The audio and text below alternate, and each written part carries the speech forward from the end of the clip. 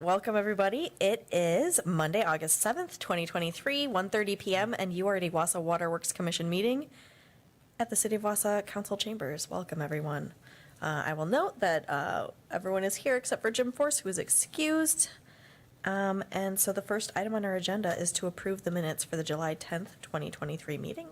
I have a motion by Commissioner Robinson and a second by Commissioner Herbst, and looks like a comment. With a amendment changing cultural to agricultural? Oh, sure. That feels like something we don't even need to amend, but housekeeping. I don't think we meant cultural anyway. Good catch. Anything else? Any further discussion on the minutes? All right, all of those in favor of approving the minutes of the July 10th, 2023 meeting with the housekeeping update can signify by saying aye. Aye. Aye. Any opposed? All right, that passes unanimously. Thank you. We are now on to item number 2, Director's Report on Utility Operations. I will pass the mic. Thanks, Mayor. I had tried to, some of the initiatives and some of the projects that we're moving forward with, I wanted to give you some updates on those. So I wrote up some memos specific about those items. We also have some other updates just throughout operations for both water and wastewater. And I guess I would open it up if any of the commissioners have any specific items. Looks like Commissioner Robinson has a comment or question or both. Just some questions relative to the lead service line acceleration program. You know, in there we talked about the ion exchange resin being there for PFAS. We're also using that for TOC. So I don't know if that's material. I think that was prepared by them. But there were a number of issues that were raised in some of those documentations. One was, you know, around the whole issue of the mandatory ordinance relative to the connections and the prioritization process. And I think that raises the policy issues for this body as to the timing, sequencing, and commitment of resources relative to those items. So could we, I know we've had that discussion on the ordinance in the past, but I think we probably as a policy issue ought to be talking about that, particularly if we're going to be moving ahead with this acceleration project, to do everything that we can to position ourselves to capture as many of those outside dollars as possible. So that Sure. could we agendize that for sort of those policy implementation issues that are necessary for this application and process to succeed? For sure, we can do that. We can start that hopefully in September then, at our next meeting, to have those discussions. You know, the lead service line accelerator program, I had just late last week got an email from Horsley Witten, who is working with the EPA under their contract to provide technical assistance. So they have a scope of services that we worked out with them in front of EPA right now to try and get approval for that. They're hoping soon. So it's both the EPA and the DNR, and then we'll get that. So they're going to assist us with some of that. But we've also done some work in the past, so we'll dig that up, try to update that with some of the other items that have come forward and updates, you know. As we're looking at that ordinance too, I noticed that in the comments that the city doesn't have a lead pipe ban. We've got the lead solder ban, but you know, could we look at that ordinance and both the perspective of connections and material, and making sure that we're addressing all of those as part of that discussion, and Sure. if we're getting that outside expertise. I see our city attorney also taking notes, so thank you. Yes, Mr. Jean. When you say that, do we have the ban in our ordinance for the solder? I thought it was a state plumbing code issue. I don't think it is unless it's in plumbing. We can do the research on that. Yeah, How about we'll that? have And to we'll do the talk about it research, more 'cause I next couldn't month. I say think where that's, another- yeah, I think we can do that. And also, you know, we know that moving forward with our own program, it's something that will help us, I think, just moving forward. Yeah. All right. Other questions, comments? Other items here?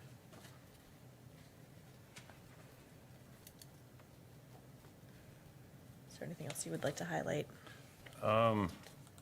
I think one thing is on the solar task force, that is moving forward. There's a communications plan that the task force adopted for that. I had started drafting a little bit of some preliminary information for the website. But also been working with Clark Dees to update those FAQs, and so we can get those posted.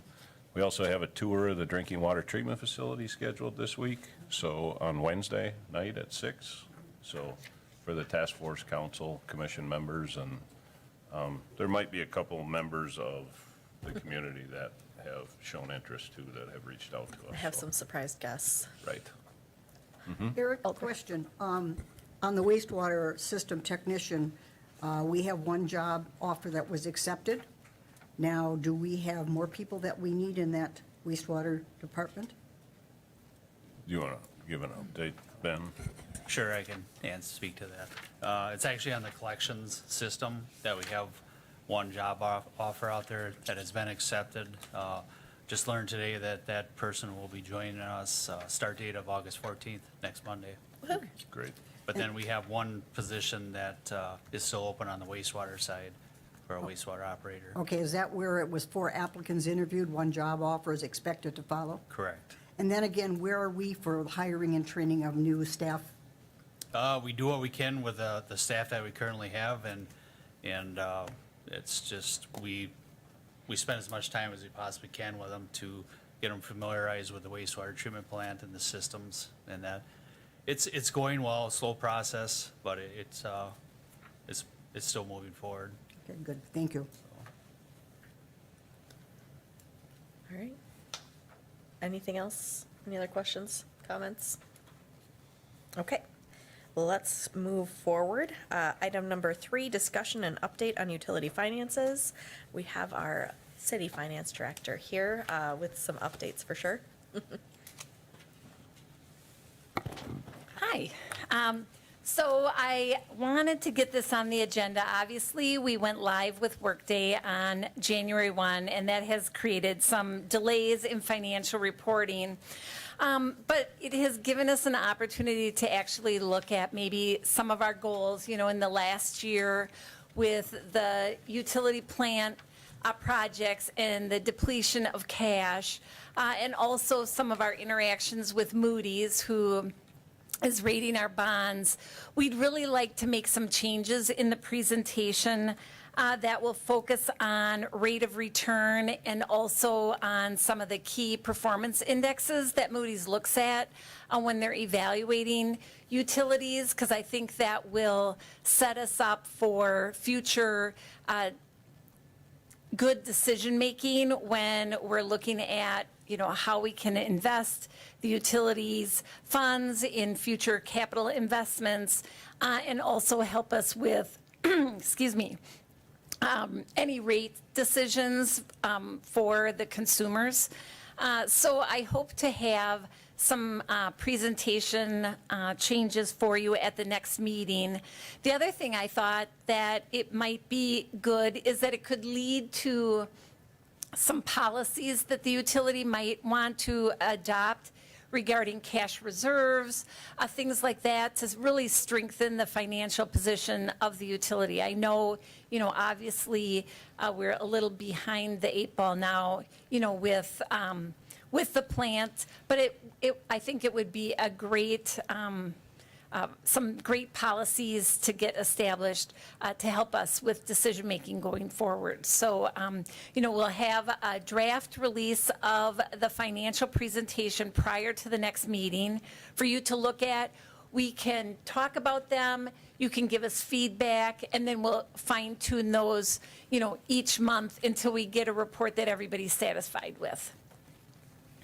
So that's really what I wanted to talk about. And I think the other thing that we did meet with Moody's in the last month I did, and in regards to the debt issue for the city. And they have obviously changed the rules on us again, and really are, you know, in the past, they've siloed, and the revenue bonds were evaluated independently from the city's general operations. And now they're saying, well, you know, utilities and all other funds of a government entity can impact the general fund and a government's ability to provide services. And so they're taking a larger overview of the city's financial condition when they look at actually issuing a rating for the city. So it'll be in the city's best interest too if we can get some policies in place and we can measure those going forward. I think I saw someone with a question, Mr. Robinson. How did you see that? I It's just, can just sense your body language at this point. So I have a question, and it's directed to the finances, and we're also talking about the next item, which is the KIP project. But we're embarking on, we've got a new wastewater treatment plant with the ion exchange resin component to it, which requires a periodic change out. We're going to a granular activated carbon system. We're not reflecting those costs necessarily in the capital budget. But how are we building those into then from an operation and maintenance perspective? And are there some opportunities for us to evaluate how we treat those going forward? Because my understanding is that a lot of the Safe Drinking Water, Clean Water Act funding deals with capital projects and not operation and maintenance. And is there a way for us to structure those in such a way as to maximize the potential contribution from other parties? And are you evaluating that as you're trying to set up our books? So we could. My understanding, so the carbon filter, that was in the water rate structure that the PSC passed. So that's in there. And actually, I think we're doing better than we had originally projected. So we should be, in good condition in that situation. But we could definitely look at that. Obviously, the PSC is going to have some rules on how we can actually, whether we can depreciate those immediately or if they're going to make us amortize them over a period of time. I'm sure they're going to have input on that as well. But I think the question is more on sort of, we have the initial cost of establishing those systems. Yep. The ion exchange resin beds and others. You've got then your resin and your change out, which are significant.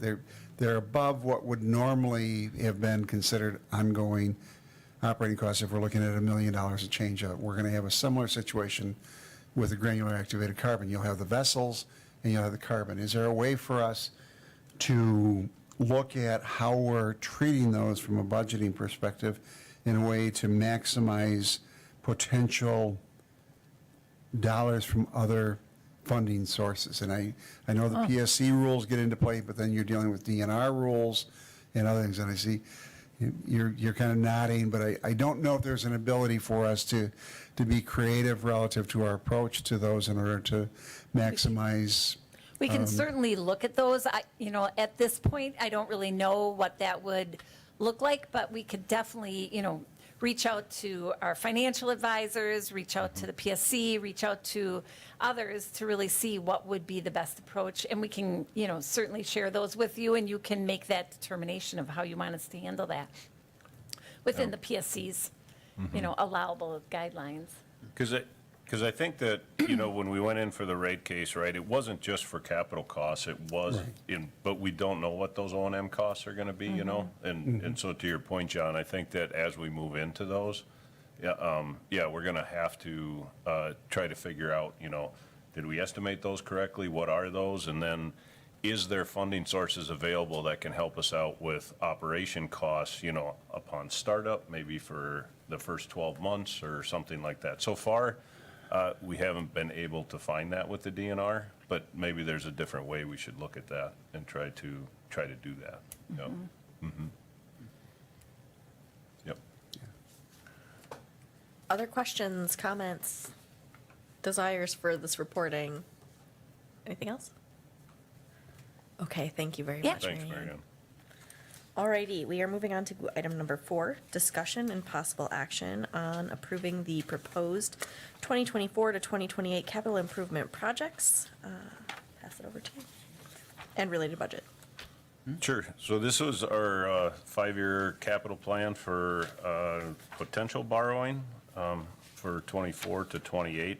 I left the column for 2023 in there, just so you can see where, which projects are still ongoing through the rest of this year and may creep into 2024 from funding this year. Looks like we have a question. Mr. Jean? Well, you are good at anticipating. I've been around you people for a little bit of time. I think the cumulative capital, is that just the addition from year to year to year? That's all it is, right? That's correct, yeah. Yep. What's the purpose for, is there a I rationale? think that was actually something that Valerie tracked. You know, this was, came out, we made some modifications to this, but Valerie would check the cumulative capital, you know, borrowing on the finance side. I mean, we can certainly remove it because No, we don't. I but, just, yep, if there was a good, if there was something I was missing. yeah.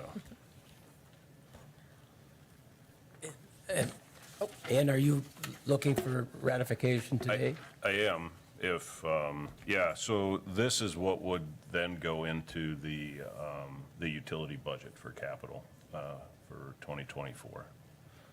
And I think that, it, you know, as you'll see, as you read through, we have some comments on the right for, we applied to BIL funding or Safe Drinking Water, Clean Water Fund for a number of projects, but we aren't going to know those, you know, if we're going to get anything principal forgiveness or otherwise for a few months yet. So on those, as far as borrowing, we're indicating that we're borrowing for those, but the ones that we know that we already have funding for, we're definitely, you know, reducing that from the borrowing for funding that's already been allocated. Okay. More questions? Maybe a motion? Mr. Robinson? I would move that we approve the 5-year capital plan for both the waterworks and the drinking water divisions. All right, I have a motion, and I have a second by Mr. Jean. Any further discussion on this? Okay, all of those in favor of approving the proposed 2024 to 2028 capital improvement projects and related budget can signify by saying aye. Aye. Any opposed? All right, this passes unanimously. Thank you very much. All right, next up, item number 5, discussion and update on proposed staffing, updates, and organizational changes for utility staff. Maybe we'll start with you, Eric, and we also have our HR director here Sure. to participate as well. So this is actually what is being proposed is we kind of have a two-phased approach, as I've outlined in my memo. And so Ben, Scott, and I have sat down with our HR director, James, and kind of explained to him what we wanted to do. And so we put it in writing, explained the certifications, the classifications for both the water and the wastewater, and also, for this phase of the approach would be to establish an incentive pay as employees earn those certifications. And then they'll have to maintain those in order to maintain their certification pay. The next step will be going through the job descriptions. Yeah, we're going to be doing that between now through the end of the year to try to establish and then work with human resources to determine if we should look at some of them for reclassification, some of them for just changing job descriptions for responsibilities, both with the new water and wastewater plants, as well as just kind of job creep and, you know, and other work and responsibilities that we are required to do. Mr. Robinson? So this deals with the issues of the technical competency of the people once we have them in-house. Yeah, And we've been struggling mightily with getting them in-house. yeah. So where are we relative to that whole pay classification compensation issue for the initial hire? And when might that issue be resolved? Because you can build off a base that you can't hire at all you want, but if you can't get them in the door, it doesn't matter. It's like our HR director Thanks, is James. here. James. Yeah, I just received an email this morning from Gallagher. We're actually going to have the preliminary draft that we're going to talk about on Thursday morning.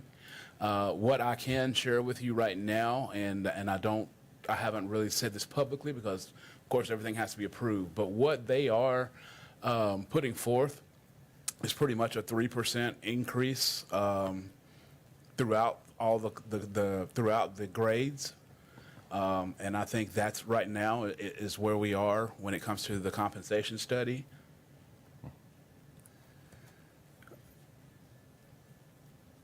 Looks like you have a. Well, my concern is that I don't think that's going to help us. I think we've been hearing about this problem for quite some time, and if we're building off of a base that is flawed, a 3% increase is not even inflationary protection. And so the question is, again, what will it take to set a base rate? And again, within a base rate, you have variations based upon a number of the factors that you look at to get those people in the door. So will we be competitive with the Gallagher recommendations, or will we be frustrated that we missed an opportunity? Again, with the Gallagher recommendations, we are on par with what other utilities are paying. I know that that's been refuted by certain people, but the science, what we have, the comparators, no, we're not comparing this pay with what they make in New York, but we are comparing it with similar sized and similar capacity water and wastewater. And what Gallagher is telling, because I have asked them specifically, and they're telling us that we are competitive with what others in this area are paying. And what I caution, and I hope that I'm within my bounds of what I can do here, what I caution the committee or against is a knee-jerk reaction, which is, hey, if we overpay and get people in here, we're going to keep them. I know that sounds like it's a solution, but it's not always, because we have to look at compensation not only within the utilities, not only within public works, but within the framework of the city's philosophy. So just trying to blow everyone out of the water to get people here, I know that sounds like a solution, but in reality, that does not work. I would also caution, I know the county went through a series of pay classification studies, and we froze salaries at the highway department a number of years ago, and only to realize that we had a very difficult time hiring mechanics and others. And I understand the importance of having balance within the system. But I'm hopeful that when we start looking at comparables, that those comparables are the appropriate comparables and allow us to get an applicant pool that isn't at the minimum. So we're not lowering our standards, and we can attract the talent needed to run a very complex wastewater treatment facility and water treatment facility that we've just invested millions of dollars in. So my caution is, let's do it right the first time, and then let's look at how do we get those people in the door, and then how do we progress them through the various certifications necessary to continue to operate that plant. So I just encourage us to, and I realize we have internal issues between DPW and the utility and others, but we've been hearing about this as a commission as long as I've been on this commission, and we haven't moved any dirt, if you will, on trying to address that. So I'm hoping that we'll take advantage of this opportunity and do it right. I understand, but okay, here's the challenge. If you want a top flight, if you want a top flight crew, then you're going to ask for education, certification upon hire, not coming here and then the city providing it. So when you do that, you shrink your talent pool. It's just like, if I have a recruitment and I ask for master's degrees, that's instantly going to shrink the talent pool. So what I think where I'm going with this is that if you up those qualifications and the pay, that's fine, but you're still going to have the same problem because you're not going to find the people that are going to meet those qualifications. I don't Go ahead. think we're necessarily disagreeing that but my concern is, I'm tired as a commissioner of hearing the problems that we have with attracting talent. And so we have an opportunity with Gallagher and others to both attract the appropriate level and to compensate at appropriate level based on expertise in certifications and other things. But let's make sure that the base Right. is sufficient to get those that will progress through those certifications into the process. And I'm hoping that we can address this in a sufficient manner that base is high enough that we get a larger applicant pool to begin with. Right, and I agree with that, and I really invite the people that are telling me how underpaid our people are. I want to see some of those job descriptions and some of the pay that we're up against. You know, here, all I've heard is, well, so-and-so makes this, so-and-so makes that, but I've not seen anything, you know. I've not talked to anyone. I've not talked to, matter of fact, I just got an email last week from, and I'm sorry because I'm not from Wisconsin, so I don't always pronounce the Wisconsin cities correctly, but I think it's Waukesha or Waukegan. Waukesha, you got it. Okay. And the most of the email was, hey, we can't figure out how to keep people in our water treatment plant. She said, and they have a separate water commission. And she said, we feel like we're paying competitively. We actually just had a couple of young people leave our employment for jobs that we feel aren't on that standard, yet they still left. And that's what the person was asking for, were solutions. So again, you know, I know that Waukesha is actually a suburb of Wisconsin, and their pay is probably higher, but they're still having the same issues that we're having. So just upping the pay to up the pay is not going to solve the problem. I do think we're all kind of speaking the same language. Right. There's a culture aspect. There's an aspect of making sure we aren't overwhelming folks who are working and all of that. So I think this is a good discussion that we continue having. I think I'm noticing another maybe comment or question, Mr. Jean.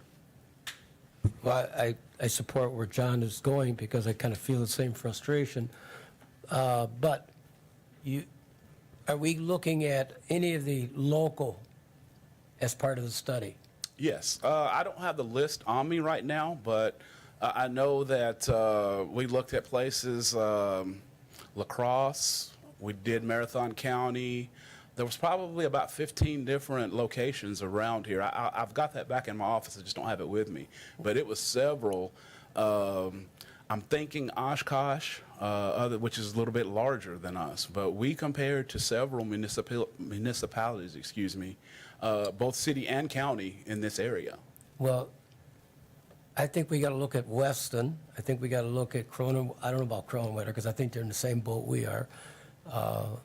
Rothschild, Schofield, All of those were on the list. Now that you say them, Merrill. I can Oh, remember. okay. If they Yeah. are, because When you say them now, I'm just kind of, I Okay. don't have a photographic memory, but when you said it, I remember that Weston and Schofield, Rothschild, they were all on there. I just called on a few of them, and I instantly knew we were not at the top of the rung. And we need to be, we have to be equal or better than those local other utilities, I think. Some way, somehow, I don't know how that's going to work. I can appreciate you need to talk to communities of equal size. That's part of the process. But I think we're losing staff, trained staff, to relatively close by other utilities. I think that's a fair thing for me to say, or not? That's what, we had people leaving to Weston. I know, I've heard that a couple times, so, well, thank you, appreciate you. Looks like you understand our concerns. You know, Thank you. and I'm not trying to be adversarial because I understand exactly what this commission's facing. Because I think a lot of departments, it's not dissimilar to what police and fire face, the same thing. Well, not so much fire because the county doesn't have fire, but, we have officers that will leave the city, and go to the county because for whatever reason, they're going to make more. And, that's something that we all we live with. We try to combat it where we can, but we can't just blow up our compensation system to try to keep one person from quitting, or two or three. Because some people just quit because they're just tired of what they're doing. They want to do other things, and what you get a lot in a community like Wausau, say if you've got a guy that's living in Schofield and he's driving to Wausau to work. Well, if he gets a job in Schofield, I mean, it's not really that far, but in his mind, well, I'm going to save on gas. I'm closer to home, closer to my family, so I'm just going to stay here and work. So there is just so many variables that goes into that. Yeah, I think to kind of go back, we're going to be looking at the job descriptions. We already had talked about adding positions, right, based on the staffing assessment that we had done. I think one of the challenges that we do have is getting people in the door, right? So, and the other challenge we have is trying to find communities that have similar jobs that we do, especially at the wastewater and the drinking water treatment facilities, to make sure that we're not comparing to just a well house that feeds chlorine and fluoride, but an actual treatment facility. And so those are some of the positions that we'll be looking at as we go through the job descriptions. Scott, Ben, and I will be, and then we'll be talking to James about which ones, so that hopefully we can get them placed properly in the pay scales that we have, if we feel like they're not already. So I think hopefully that will happen yet this fall, going into winter. And La Crosse is a good example of that. They only have wells, to the best of my knowledge, so they don't even have a treatment plant. Right. They do have I'm sure, well-operated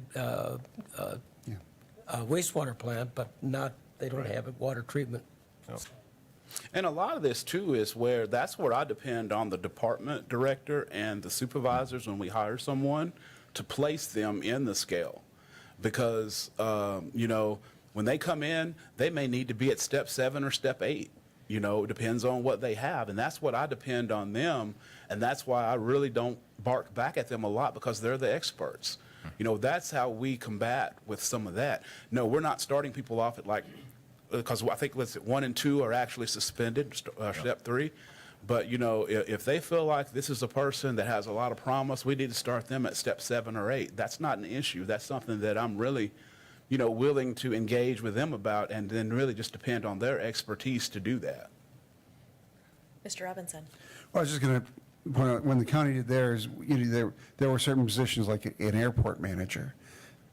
Not every county has an airport. Therefore, you expand your base of comparables to try to bring in enough of similar expertise, and I would hope that Gallagher would adopt that approach when they're developing their recommendations. So we really are dealing with those certifications and technical competencies that are needed relative to operation of those facilities. I agree. And the expectation is that this body will have the opportunity to look at what Gallagher has presented, at least in this lens of the utility. So I think we'll have another crack at this, in addition to the HR committee, where everyone is obviously welcome to that meeting as well. And this is a working document. This is something that, that we need to work together on, because I certainly don't have all the answers. Sometimes I don't even know what the questions are, but it's depending on your SMEs or your subject matter experts, and then, getting through the committees, and that's where hopefully when we all get together, we'll have a solution. But, kind of some of the things, like I told the police chief was asking me about some things, and I said, unless we can call Solomon in, we're just not going to be able to solve them. But, we just really have to just work together and do the best with what we have. Are we looking for action today? No, this was more of a beginning of the discussion, kind of a preview of what we will discuss in the coming months as well, I think. So if there are any more questions or comments, thank you. Any further comments from you? I have not. No. Yeah. All right, well, I guess with that, I'm looking for the last item. Our next meeting will be September 5th at 1:30 PM, but I would entertain a motion to adjourn. I have motion by Robinson, second by Herbst. All of those in favor can signify by saying aye. Aye. Any opposed? Okay, thank you very much, everyone.